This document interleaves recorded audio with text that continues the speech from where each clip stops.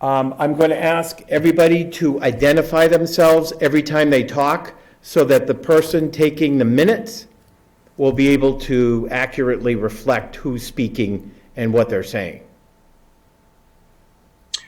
Sounds good, John. All right. With that, Andy, take it away. Okay, 5:30 having arrived, I'm going to call the select board meeting to order. I think I'm going to forego the Pledge of Allegiance just because, with the exception of John, I'm assuming that the rest of us don't have flags readily visible.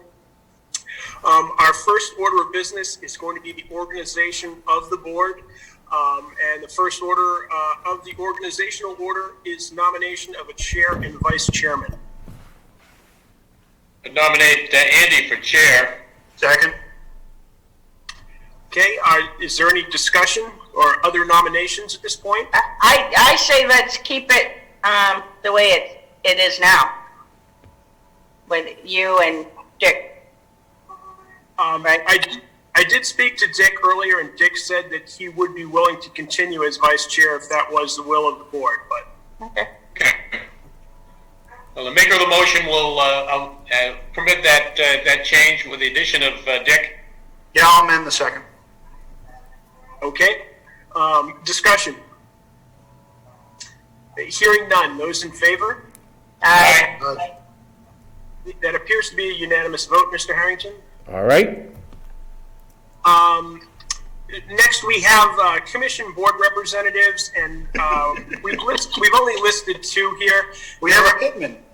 Yeah. Got it. Okay, I'm sitting down. Just for the minutes, I'd like to reflect that we have in attendance electronically Andy Robertson, Fred McGarry, Dick Pittman, Cindy McHugh, and Alden Dill. Very good. Thank you, John. We've got two other items listed here for organizational purposes. The planning board member and the municipal budget committee member. We've also got a number of other, I hesitate to say it, but lesser committees that we assign people to that are not of critical importance. But in the event that the planning board calls a meeting before we're back together, or the municipal budget committee, we should probably put two representatives in those slots as well. I think it'd be great to keep it as it was last year, Andy.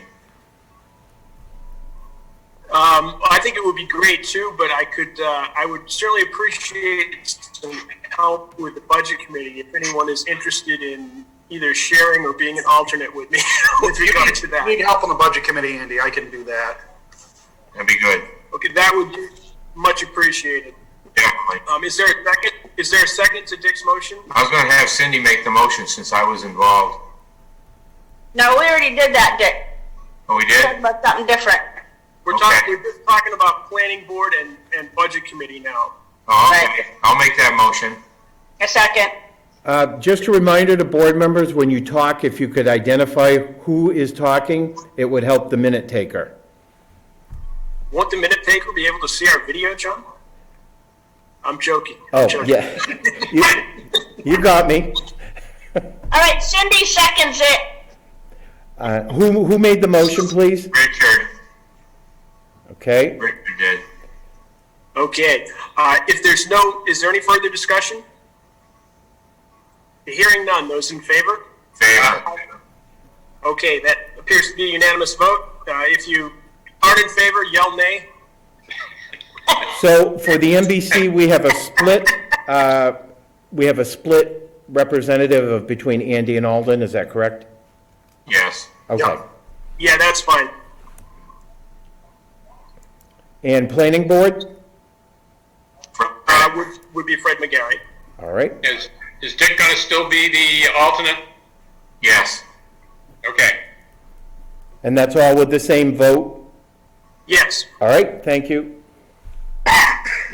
Okay, moving on, we have outstanding minutes from March 2nd, 2020. I'll make a motion this is Fred, I'll make a motion to approve the minutes from March 2nd. Do we have a second for that? It's Cindy, I'll second it. Thank you. Discussion, corrections, concerns? Richard's going to abstain since he wasn't there. As will Alden. Okay, I will vote to make sure we have a quorum then. Those in favor of accepting the minutes as presented? Aye. I believe that was 3, Andy, Cindy, and Fred. Correct. Right. Okay, next we have the accounts payable voucher from March 16th. That's in the amount of $39,293.87. Richard, so moved. Alden will second. Those in favor? Aye. Aye. And I don't know whether that's been signed or not, but we may need to get signatures on that. Moving next to the accounts payable from March 23rd, 2020. That's in the amount of $1,043,789.70, with obviously a large percentage of that going to the school district. Richard, so moved. Fred, second. Discussion? Hearing none. Those in favor? Aye. Aye. Okay, appears to be unanimous.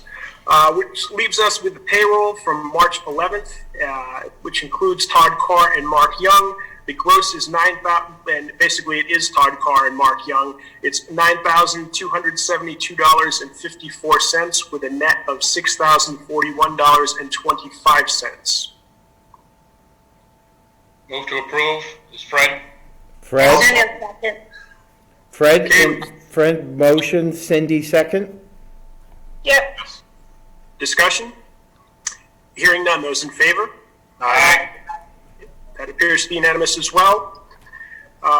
Brings us down to payroll of March 24th, 2020, with a gross of $71,671.87, netting out at $46,715.60. Richard, so moved. Fred, second. Motion by Dick, second by Fred. Discussion? Hearing none. Those in favor? Aye. It appears to be unanimous. We have several recommendations for board members to town committees or boards. I'm going to start with the first 3 as one because they're all the Deerfield Parks and Rec Commission. Up for appointment to the board or reappointment are Nate Brown, Jeffrey Shute, and Kathleen Libby. All 3 of these folks are longtime members of the Deerfield Parks and Rec Commission, and the Deerfield Parks and Rec Commission has asked us to reappoint them to another term. So move, Fred. I'll second as Alden. Motion by Fred, second by Alden. Discussion? Hearing none. Those in favor? Aye. Okay, appears to be unanimous, which brings us to the Heritage Commission, and they are looking to appoint Dana Vanderby to a full term on the Heritage Commission. I believe she stepped in this last term midway through, but that appointment only lasted until March, and she needs to be reappointed, and they've requested that we reappoint her. Richard, so moved. I'll second. Okay, Alden second. Motion by Dick, Alden second. Discussion? Hearing none. Those in favor of appointing Dana Vanderby as an ongoing member of the Heritage Commission? Aye. Aye. Okay, that appears to be unanimous. At this point, I'm going to turn to the town administrator's report.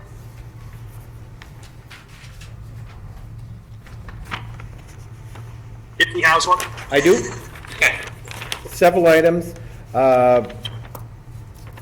I did get an update from Rick Pelletier on Kettle Rock Road. There doesn't seem to be any vote from the town to turn that into a Class 6 road, so at this point, the decision would be left with the Board of Selectmen. There's no need to have a public hearing on that. Okay, so the decision would be that we could choose to lay it out as a Class 6, or That is. or that we could I'll read Rick's comment.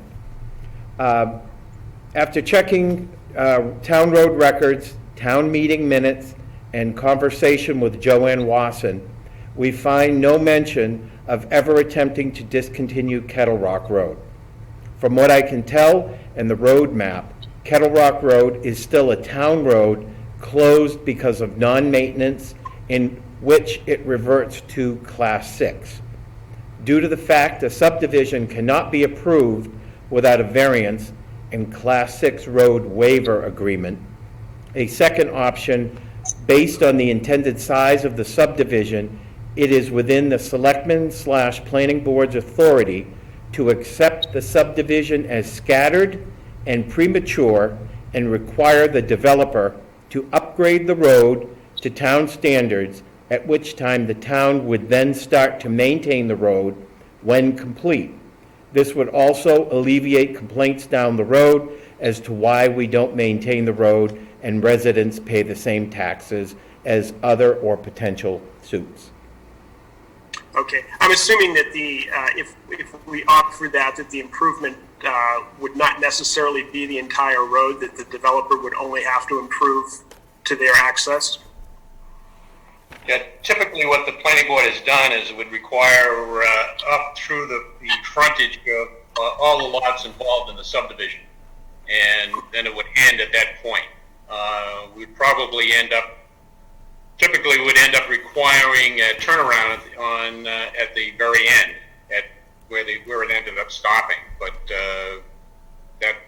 and it would probably result in, let's see, I got the plan here, 2, 4, 5, 6, probably about a 700-foot section that would be opened. Is there any reason why we, You mind just filling me in on where Kettle Rock Road is? It's off of Mountain Delight Road, almost to the Allenstown line. It's a dirt road that runs off on the, I guess you'd call it northwest side. A dirt road, there's an old residence there that's in poor repair. Tim Godboyce is the primary resident out there, and there's another resident from Allenstown that's also out at the end of it. So the Allenstown line cuts close across the end of what Tim has improved for his driveway. Andy, am I under the impression that this would allow lots in Allenstown to enter on a Mount Delight? Yeah, Go ahead, Fred. yes, it would. How do we have to vote to stop that? Let's see. Well, we would have to take and probably send a letter to Allenstown with regard to development within Allenstown, because Kettle Rock Road in Allenstown, I believe, is Class 6 also, so they would have to upgrade the road in order to be able to allow subdivision on it. I see us getting in the same kind of predicament we're in with Gulf Road here. Right, I do too, Cindy. I'd like to see what we can do to either postpone it or stop it for now, so hopefully we can meet in person. Yeah, well, I think that is our call. We can choose not to give permission to use the road, is my understanding. But What are our building specs for Class 6 roads in town?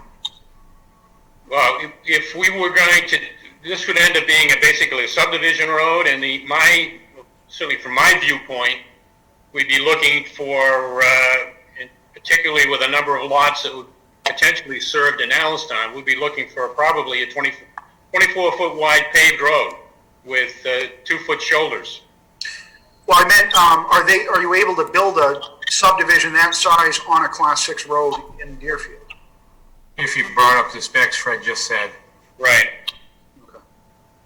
we'd have to authorize bringing it up to specs, or the planning board would have to authorize that. Right, and I think from guidance to the planning board, I think it would be, if we proceeded with this, whether we do it now or later, to have a vote by the Board of Selectmen urging that it be a paved road. Yep. Well, What I was getting at was just, it wouldn't be possible to put the subdivision in on an existing Class 6 and keep it Class 6, correct? Correct. no. Okay. And I think we probably should revisit this when we can meet in person and look at the plans and see exactly what we're getting into. And I think we can do that, hopefully, in the not too distant future. I don't know how the rest of the board feels about that. I'll make that a motion. If we need it to be a motion, Andy. So I make a motion to go over it again when we're able to meet in person? Yeah, and postpone it until then. Postpone any action on it until then would be what I'd want. Right. Okay, that's a motion by Cindy. Is there a second? Richard? Okay, we've got a motion and a second. Further discussion? And the only thing I would mention is I think that this is going to rankle enough folks that I'd like the residents of the road to be able to be at the meeting where we discussed it, and as well as the potential developer. I think it's only fair to both parties to have a meeting where they can be in attendance. Yep. I'd agree. Okay. Any further discussion? Hearing none. Those in favor of the motion? Aye. Okay. Very good. Anything else, John? Just an update on the transfer station. Rick currently has one employee out ill, but he says business is able to be carried on as usual at this time. He'll keep me posted if anybody else drops out. He won't be able to keep the transfer station open with one person. Okay, appreciate that. I know there's some rumor going around that we are making substantive changes to the transfer station hours. I believe that may be coming from somebody at the transfer station, but I think it's an essential service and we need to keep that as open as we can, as long as we can. Yeah. I will make sure Rick reiterates that with his staff, that there are no changes right now. Great, thank you.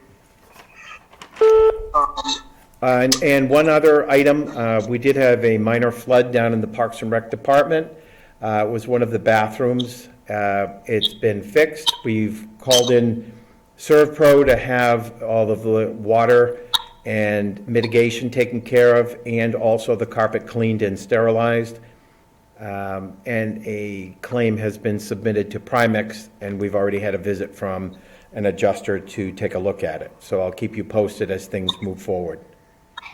This was a toilet malfunction, as I understand? That is correct. It was in the single-person bathroom in between the two public ones, and that door is since been locked. I had a doorknob changed, and there's no access until we get that rectified.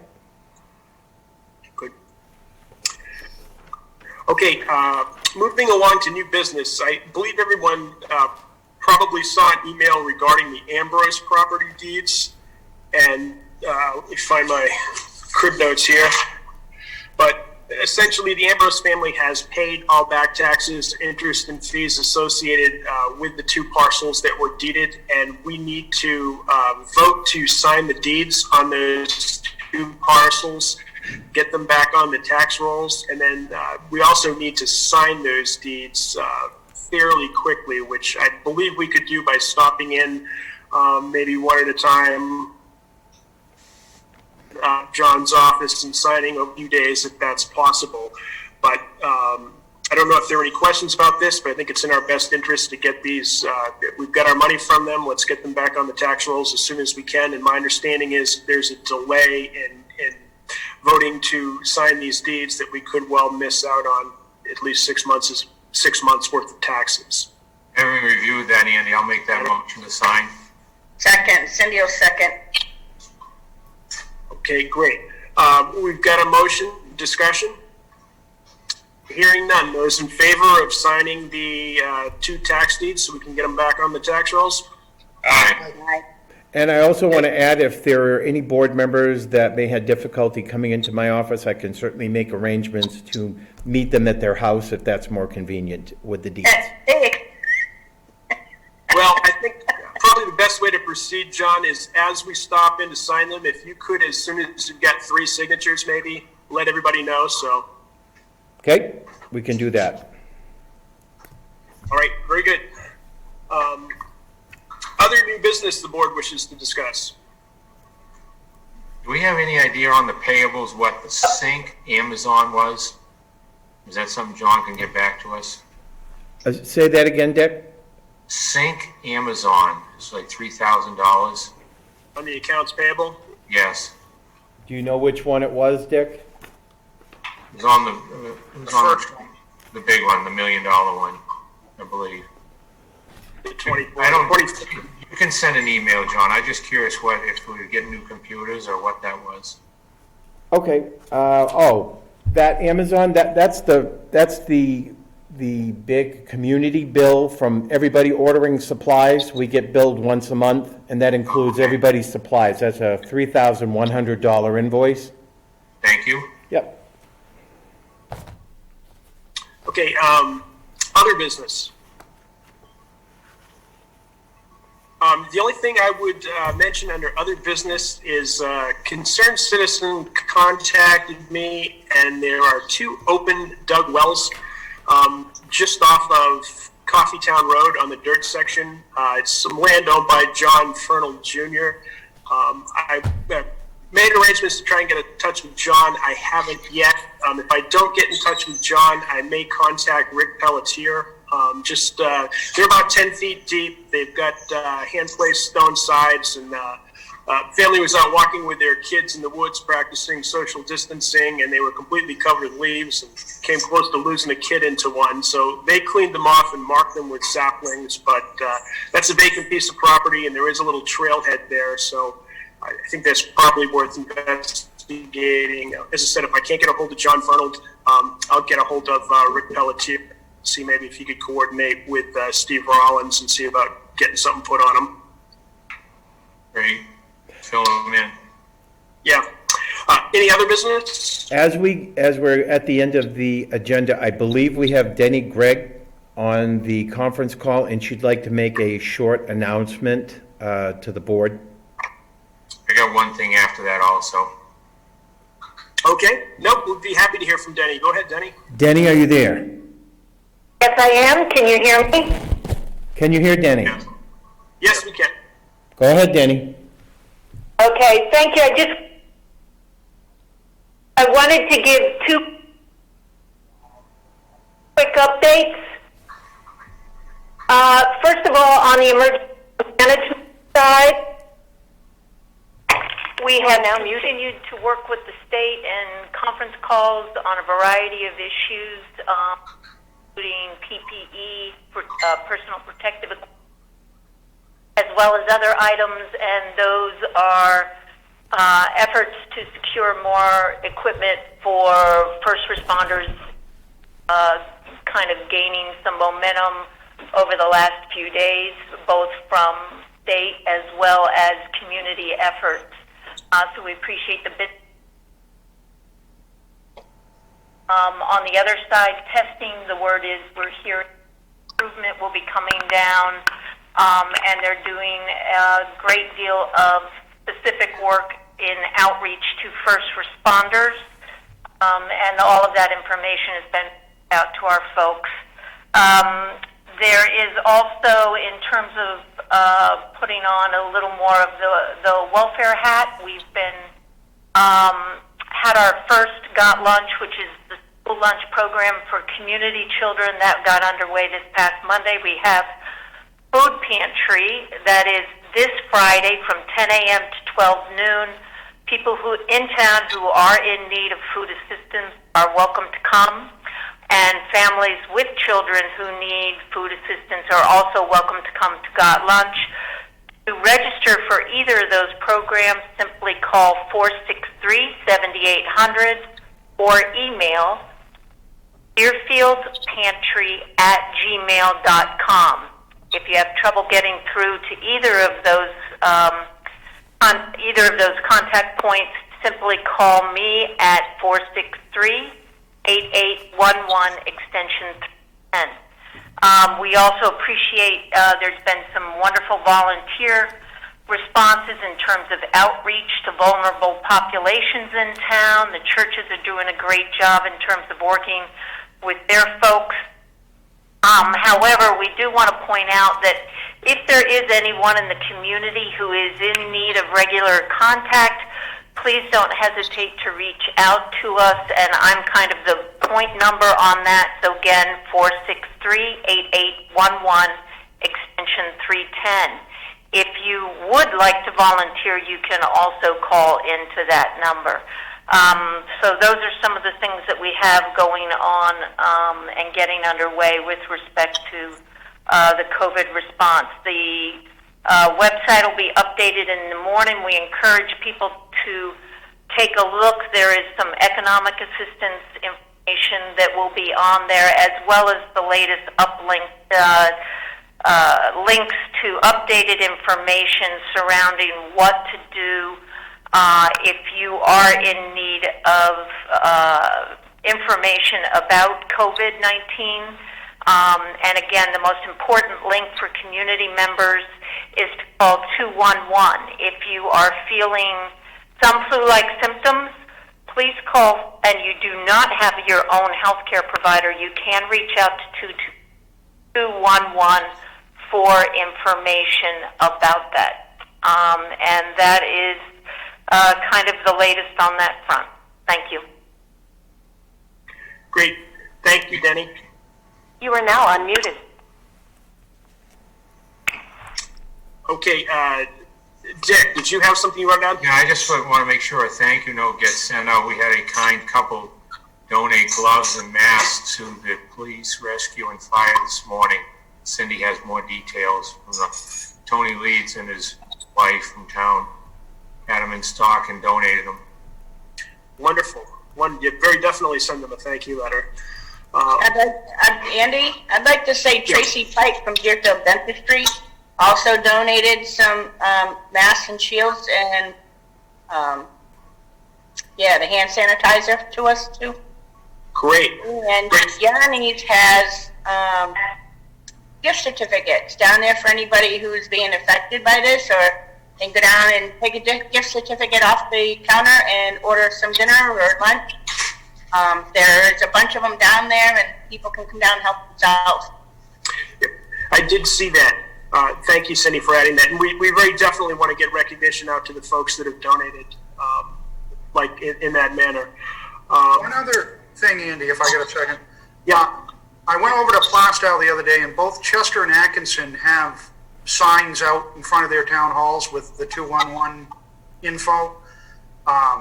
Might be a good idea for us to add as well. Yeah, I agree, and I don't know if that's something that we can get on the Deerfield electronic sign, John? I can certainly talk to Alden, find out what they've done. I can connect with you offline.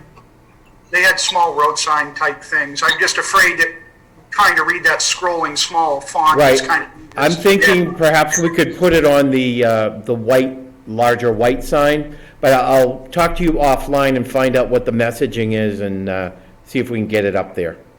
Or the Parks and Rec sign might be available too, or a good spot, because we're not promoting any particular Parks and Rec programs at the moment, so that signboard is large and front and center. Could we add it to the television channel too? Yes. And it was literally just call 211 with COVID-19 questions. Oh, okay. It's pretty simple. Yeah. Right. All right. Now, John, if you can see what can be done with that regard. I'll look into it. Do we have any public comments? Anybody else? I can, are we at that point in the meeting?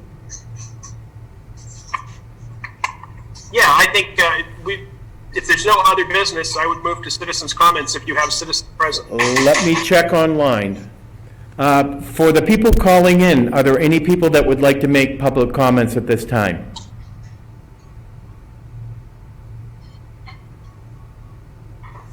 I'm not seeing any.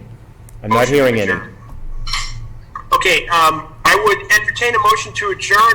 First, I would welcome Alden Dill to the board as our new select board member and apologize for the format of his first meeting. It's a little bit lackluster, but... Only Alden. Welcome, Alden. Motion to adjourn, Richard. I'll second that.